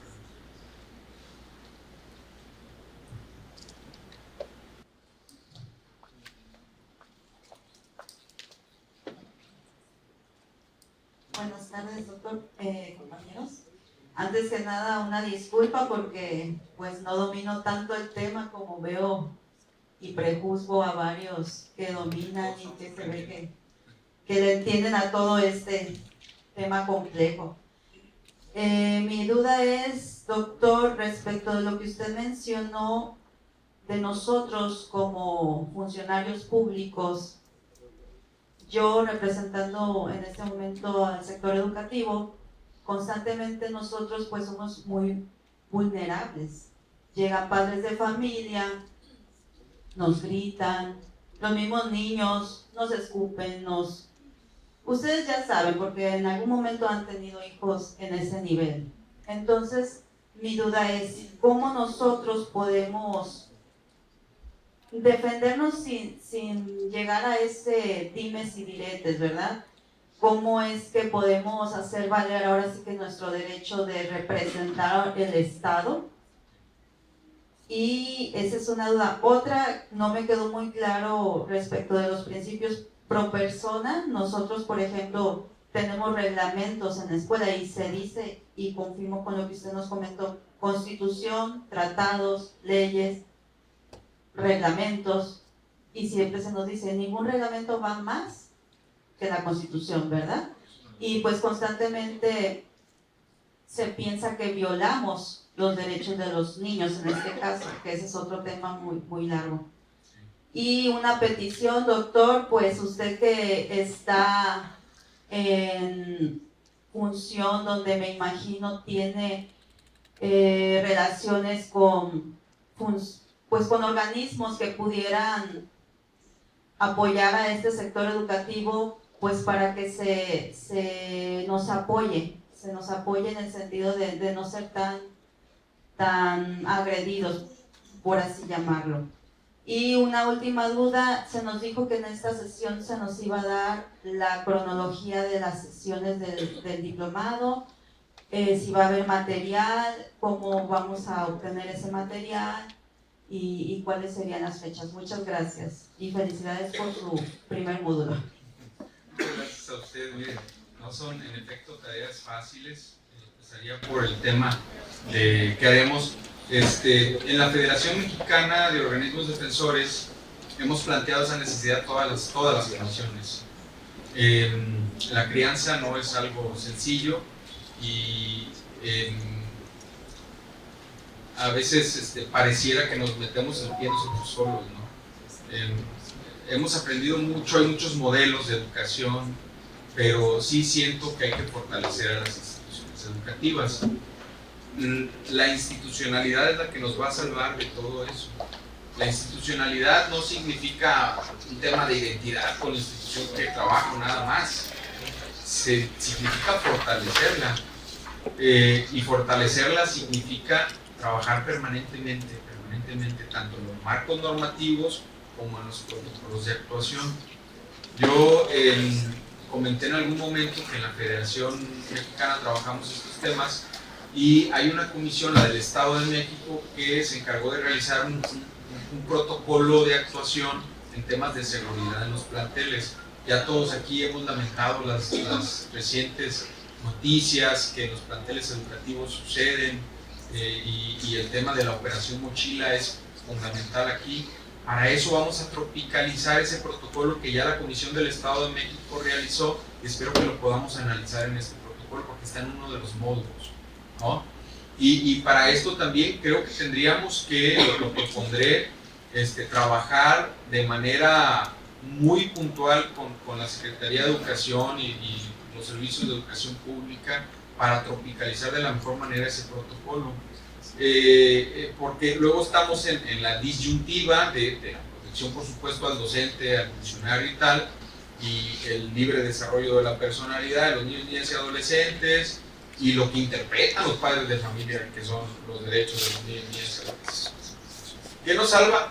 La institucionalidad. El saber que todo acto de autoridad debe estar fundado y motivado. Y mire, le voy a explicar por qué no está por encima la Constitución de todos, a mi modo de ver. Dice el artículo primero que todos los Estados Unidos mexicanos, todas las personas gozarán de los derechos humanos reconocidos en esa Constitución y en los tratados internacionales, y por eso nos emocionamos porque decimos, Constitución y tratados, un bloque, ya lo dijimos, ¿no? Luego dice, las normas relativas a los derechos humanos se interpretarán de conformidad con esta Constitución y los tratados internacionales, que es el principio de interpretación conforme, ¿verdad?, a la Constitución y a los tratados internacionales, que es el medio hermenéutico que nos da el constituyente o el legislador en segundos mecanismos para ponderar una interpretación conforme a la Constitución. Pero ojo, el hecho de que el reconocimiento de los derechos humanos esté en el artículo primero de nuestra Constitución no es casualidad, no es casualidad, ¿no? De hecho, se movió el párrafo cuarto que habla de la igualdad y la no discriminación para poner en el artículo primero que todas las personas gozaremos de los derechos humanos que están en esa Constitución, y luego en el segundo párrafo nos habla de cómo se deben de interpretar, y aquí están precisamente la clave: tratados internacionales en la materia, ¿sí? Y luego dice, favoreciendo en todo tiempo a las personas la protección más amplia. Sí, prevalece el principio de jerarquía normativa de Constitución y tratados, pero nos meten el pro persona en la última parte del párrafo, ¿no? Y esto ya se interpreta en la controversia 293/2011 como la obligación de sí hablar de jerarquías, pero si una norma favorece más a una persona, no debe importar su fuente, ¿verdad? Ahora, la Corte de repente nos entusiasma y luego retrocede, porque nos dice, bueno, eso es lo que se debe hacer para la protección de los derechos, y a eso yo le llamo control concentrado de constitucionalidad, porque yo te voy a decir qué realmente quiere decir la Constitución, lo concentro la interpretación, pero luego habla de un control difuso, y el control difuso es el que podemos hacer todas las autoridades, porque esta tarea nos encomienda el constituyente que la hagamos todas y todos. Dice el siguiente párrafo: todas las autoridades, todos y todas los que ejercemos un acto de autoridad, desde un aula con nuestros estudiantes hasta el titular del Ejecutivo a nivel nacional y estatal, todas las autoridades son todas, aquí no distinguen, en el ámbito de su competencia, tiene la obligación de promover, respetar, proteger, garantizar los derechos humanos de conformidad con los principios de universalidad, interdependencia, indivisibilidad, progresividad.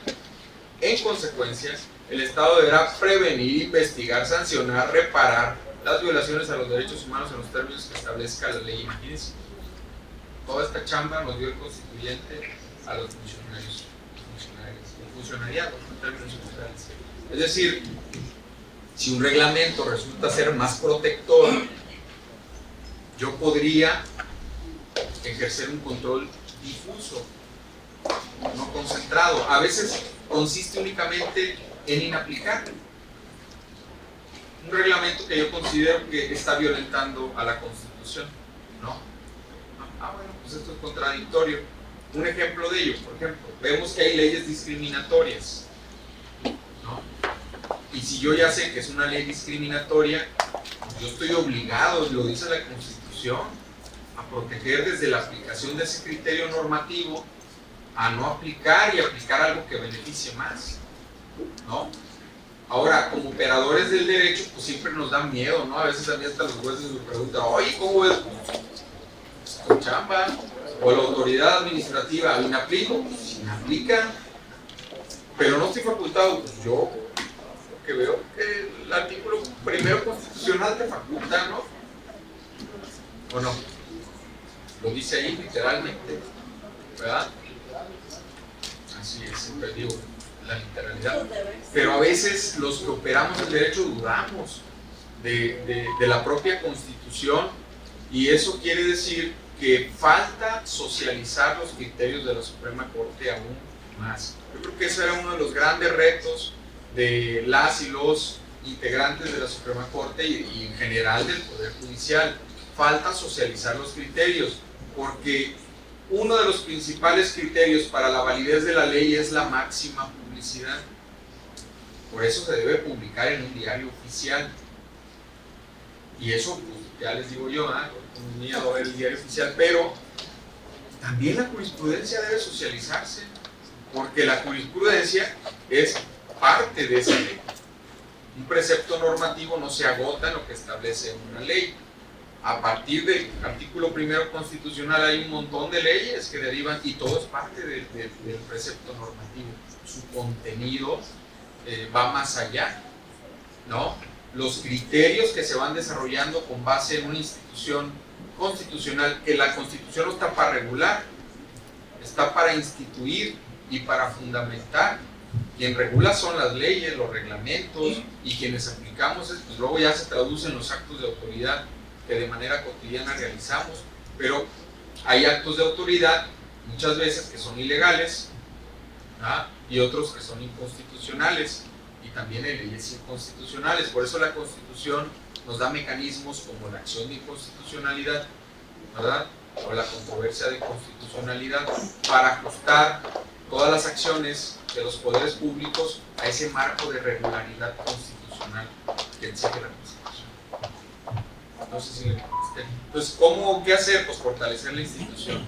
No nada más es la Constitución, los reglamentos y tal. También tenemos protocolos de actuación, manuales de convivencia, códigos de ética, un montón de normativas que debemos encontrarle sentido, porque unas explican a las otras, ¿no?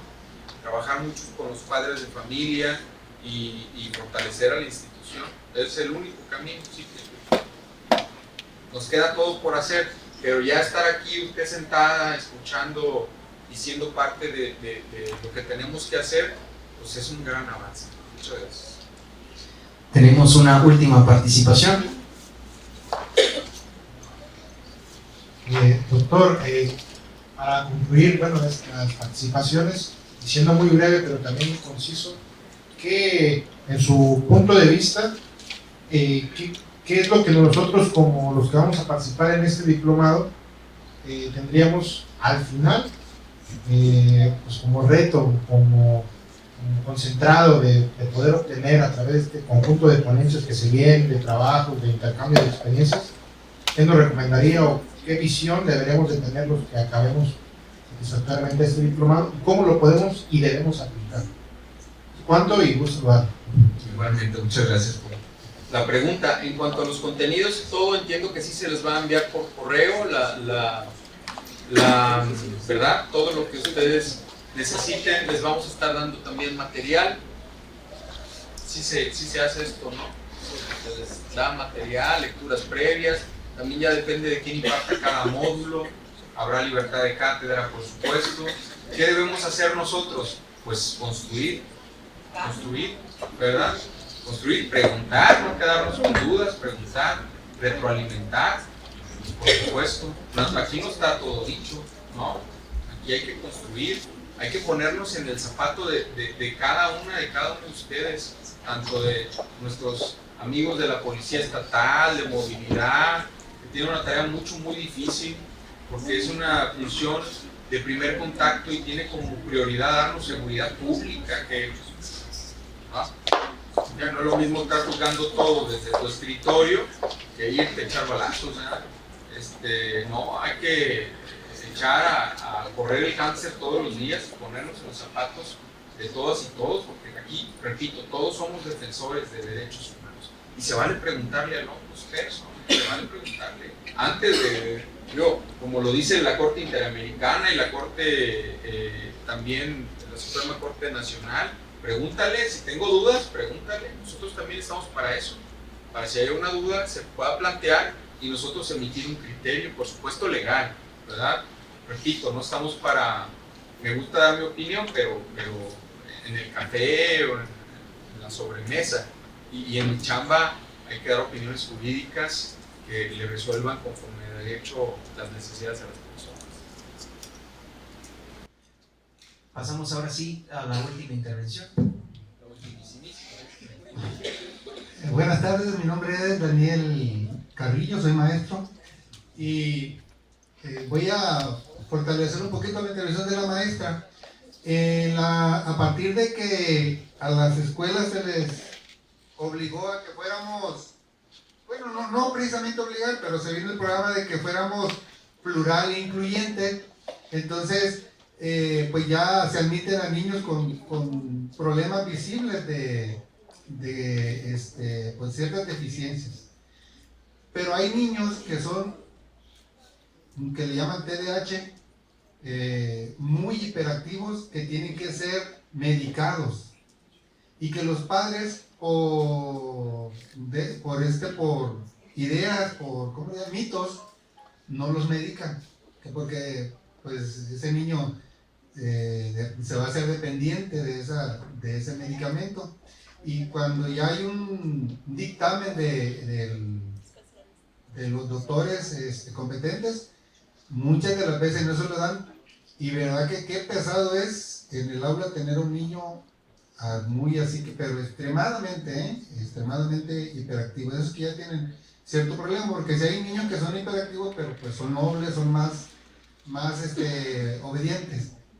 Pero con eso yo creo que no hay ciertas instituciones que no tengamos que recurrir a denuncias, que sea algo que se le facilite a la escuela, que platiquen con ese padre, esa cierta institución que debe ser creada, para que hablen con los padres, porque la escuela habla, y tenemos ya ahí pues maestros de educación especial, pero aún así muchas de las veces se complica que ese niño sea atendido de manera adecuada por los padres.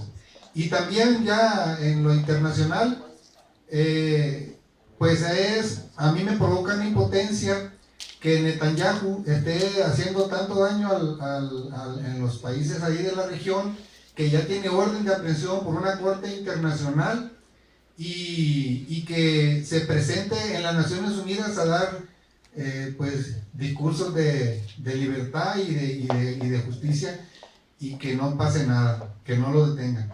Gracias. Muchas gracias, maestro, por sus... Yo creo que de entrada tendríamos que dejar de ver como un problema a las niñas, niños y adolescentes que padecen alguna característica de esta naturaleza. Repito, es obligación del Estado, y ser garantista da más trabajo. No caigamos en la tentación del pragmatismo. Es una tentación, porque ser garantista pues, me va a dar más trabajo. ¿Qué tenemos que hacer? Primero, pues socializar institucionalmente la problemática que tengamos en amplio sentido, ¿verdad? Y luego hacer las gestiones necesarias y no desesperarnos, porque somos un país con muchas necesidades, lo decía hace un momento, ¿no? El tema de capacitar pues es una prioridad. Yo que más quisiera que habláramos el mismo idioma todos, y lamentablemente muchas veces en las instituciones pues hay de todo, ¿verdad? Y bueno, tenemos que apostarle a este camino. Miren, yo un tiempo estuve estudiando en Ginebra, y En naciones tan avanzadas como esta veía, por ejemplo, una propaganda política que en un corral de ovejas blancas el pastor le daba una patada a la oveja negra y la expulsaba de ese corral. En Suiza. Y luego, ya metiéndome un poco al sistema educativo, ellos tienen programas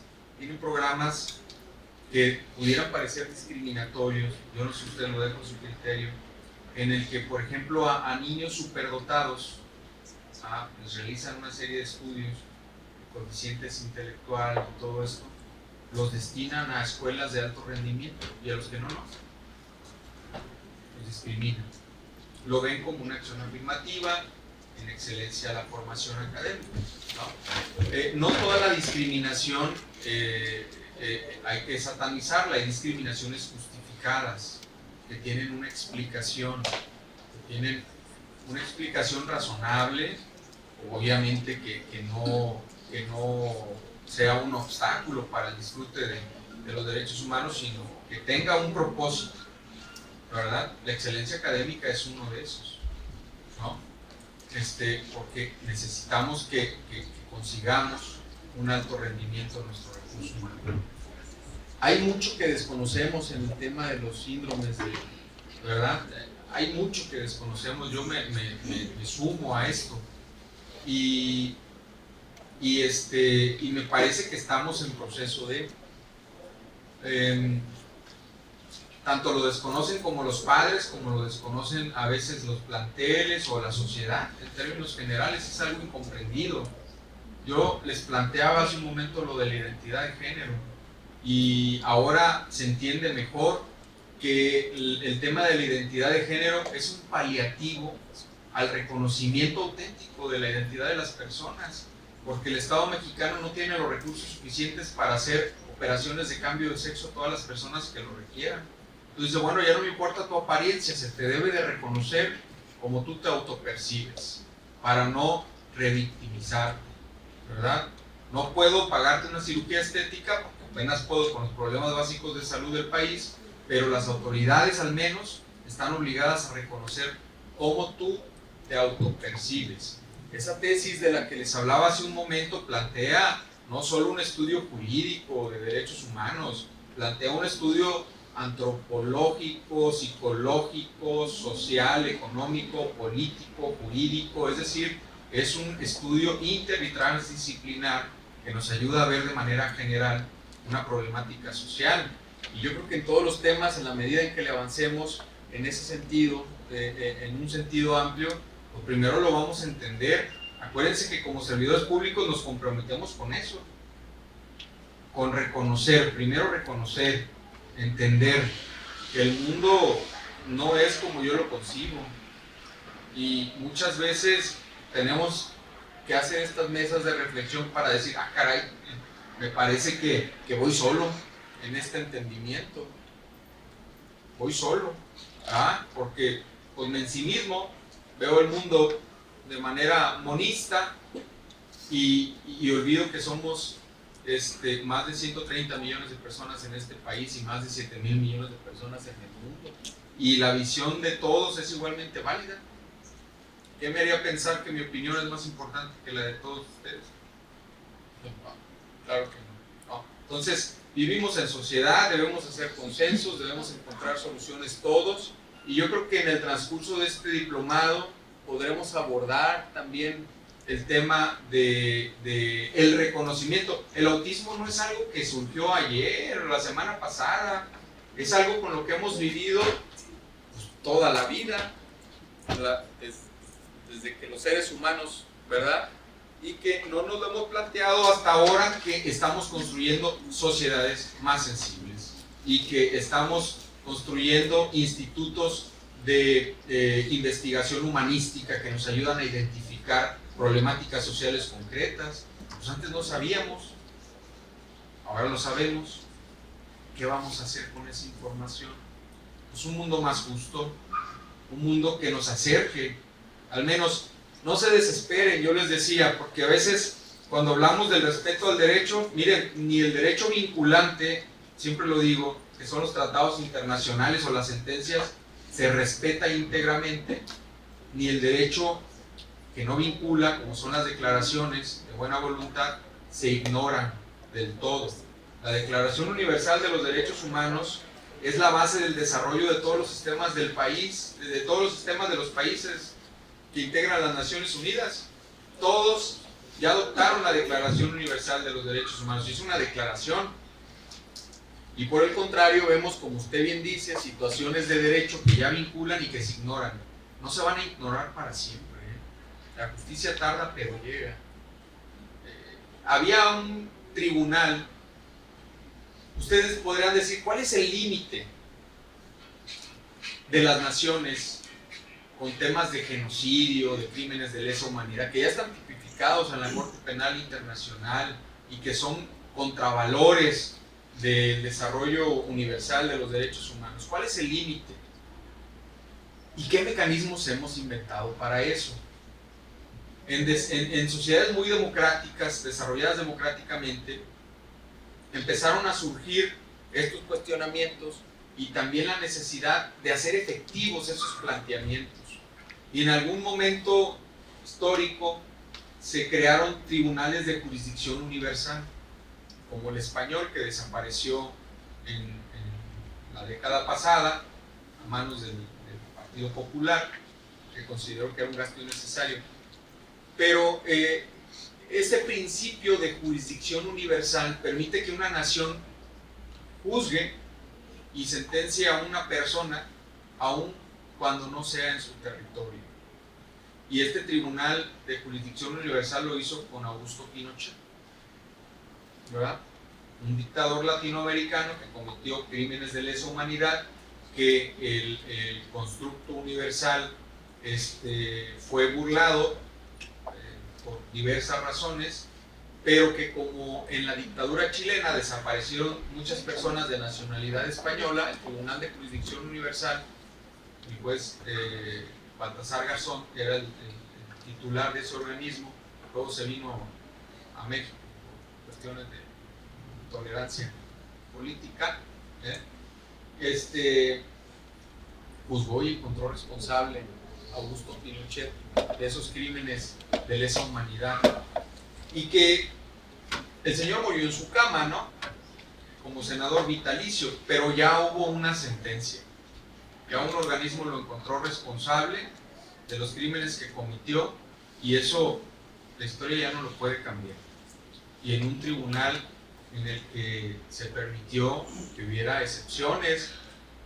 Luego cuestionamos los tribunales de Nuremberg, se realizaron porque no teníamos otra cosa, y había que juzgar lo que sucedió en el Holocausto, habría que juzgarlo, ¿verdad? Entonces hay que contextualizar.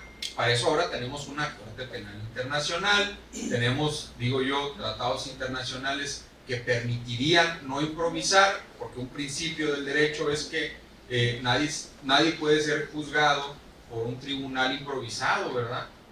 Debe estar todo previamente establecido, desde la conducta típica hasta el juez o jueza que va a encargarse de interpretar lo que sucede. Entonces, no nos desesperemos. La tarea que realizamos nosotros muchas veces, por desgracia, no alcanza a darle justicia al usuario directamente. Me explico. Rosendo Radilla, que desapareció por el Estado mexicano, y que luego viene una Corte Interamericana que va a ser parte de la urgencia de reformar el artículo primero en el 2011. Ella no vio justicia, ni sus víctimas indirectas, pero sí el efecto de la sentencia interamericana es cualitativo y transforma realidades jurídicas nacionales en este caso, ¿verdad? Pero también interamericanas, porque esa sentencia es obligatoria para todos los países que componen el sistema. Igual nosotros emitimos recomendaciones de personas que vienen a quejarse de una violación concreta y que muchas veces llegamos tarde, y yo lo he dicho y lo reconozco, a veces llegamos tarde. Por eso me dicen, ¿por qué pide disculpas en su informe? Porque a veces siento que llegamos tarde, pero así es la justicia muchas veces. pero de recomendaciones que hemos emitido, hemos creado instituciones especializadas en la procuración y impartición de justicia.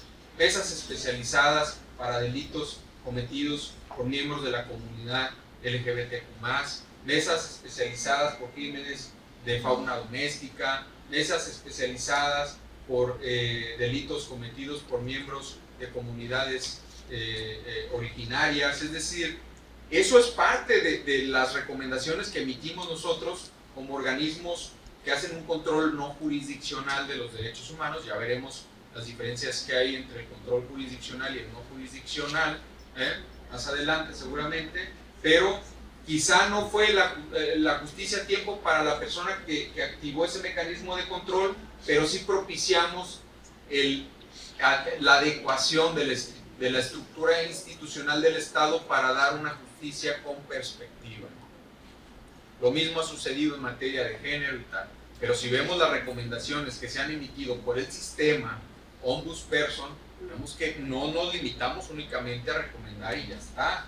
También tenemos la facultad de interponer acciones de inconstitucionalidad, es decir, y eso no lo ve el ciudadano todos los días.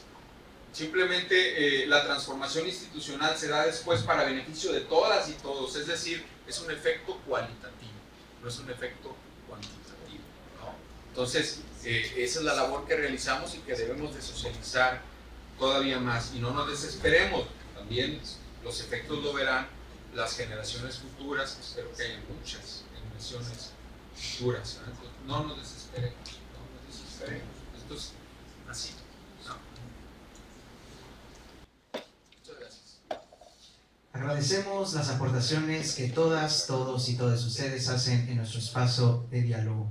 Extendemos también un agradecimiento al doctor Carlos Alberto Prieto Godoy, presidente de la Comisión de Defensa de los Derechos Humanos para el Estado de Nayarit, por su participación en la inauguración del Diplomado Permanente en Derechos Humanos, Buenas Prácticas en la Gestión Pública y Prevención de Violaciones de Derechos Humanos.